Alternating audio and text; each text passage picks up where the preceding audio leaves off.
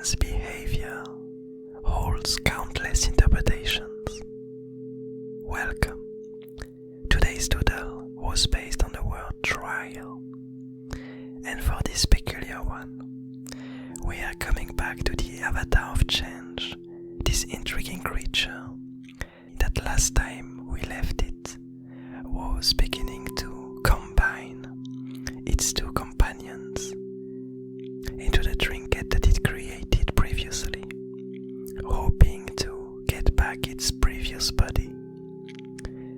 But in the meantime, one of the reasons why we are getting back to it is one of the pathways that I drew today, which was the old mechanism which states that outputs are the result of unknown patterns, and this idea that one's behavior is somehow deeply unpredictable really brought me back to this specific character, to the avatar of change, because as we discussed in the last few doodles, there's some kind of really deep mystery around it, and I always have a hard time understanding its behavior, its goals, its purpose, the reasons for its actions.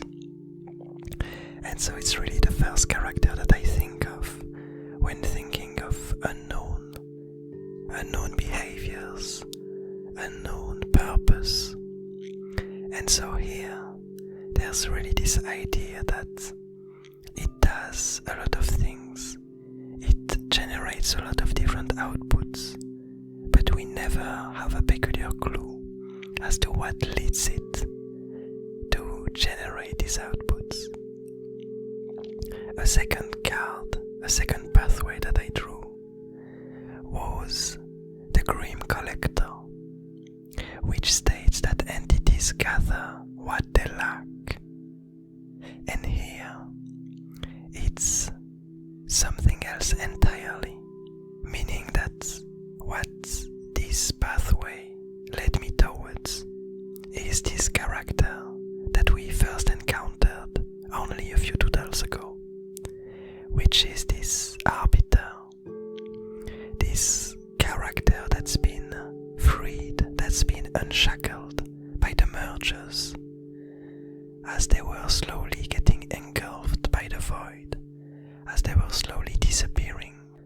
The last thing that they did before disappearing into the void was to unshackle this peculiar character, to offer it a way to travel, and to give it a scale from which we don't know much about. We don't know what kind of power this scale holds, if it's mostly symbolic, symbolizing the reasons and the purpose that it holds, or if this scale indeed has some hidden meanings and hidden powers.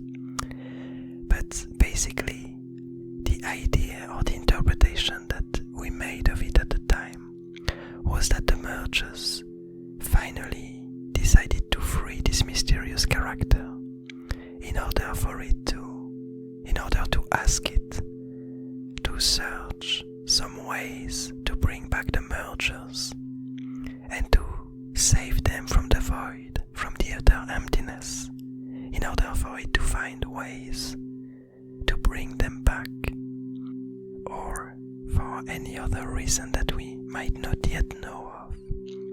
And so here, with this card that stated that entities gather what they lack, my guess is that this Arbiter might be searching for a few things around the Abyss Garden that would lead it to reach its unknown goals, which might be to bring back the mergers, but it might be something else. And in order to reach this goal, it might need a few things in the Abyss Garden, either a few entities or a few trinkets. And so it might be the reason why we find it here, heading towards the avatar of change, looking for something that the avatar of change has or can create, because we've seen quite a few times that this character is able to absorb material in the Abyss Garden and to recreate trinkets out of it, to create things from what it absorbs. And so we can imagine that the Arbiter, this tiny character, is coming to the avatar of change, to this ominous being that seems highly unpredictable and dangerous, that it's coming to it to request something from it. And finally, the last pathway that I drew for this doodle was the forbidden study, which states that curiosity knows no bounds. And so the way I interpreted it here is that despite the fact that this Arbiter seemingly comes in peace, even though we're not yet sure about that, it seems like the avatar of change is directly trying to engulf it and to absorb it.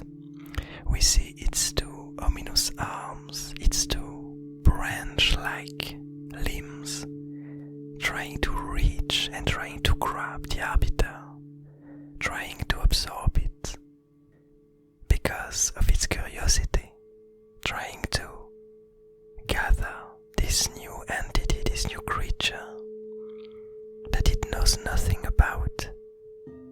That's one interpretation. Another would be that this avatar of change clearly knows what this character is, because it does seem like the avatar of change knows a lot about the Abyss Garden, and it might indeed know why this Arbiter used to be shackled, and what was the need behind him to be unable to travel around. But as the avatar of change is trying to absorb it and to grasp onto him, it seems like it is unable to reach it. And my first guess is that the reason for this inability to reach for the Arbiter is due to this tiny scale that it's holding, allowing it to protect himself from the avatar of change.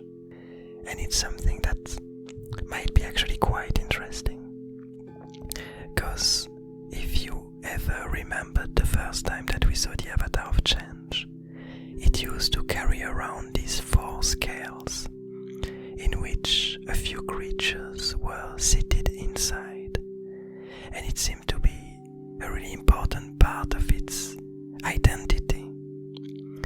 And my guess is that this peculiar scale that the Arbiter is holding is one of these old scales that the Arbiter used to carry, and as it ended up being absorbed and being defeated later, the mergers ended up finding one of these scale, or buying or trading one of these scale, and it now ended up in the hands of the Arbiter, somehow protecting it from this avatar of change.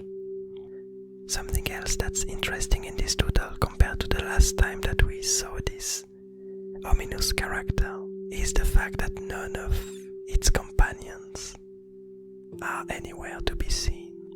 And last time we saw it, it seems to be slowly merging them with this trinket that's now indeed became part of its body and allowed it to regain some kind of shape, some kind of form that it used to have. But it does seem like it's still missing some things, and one of these things is apparently these scales that the Arbiter is holding in front of it, rendering it unable to exert force upon it, to absorb it. And that's quite an interesting idea.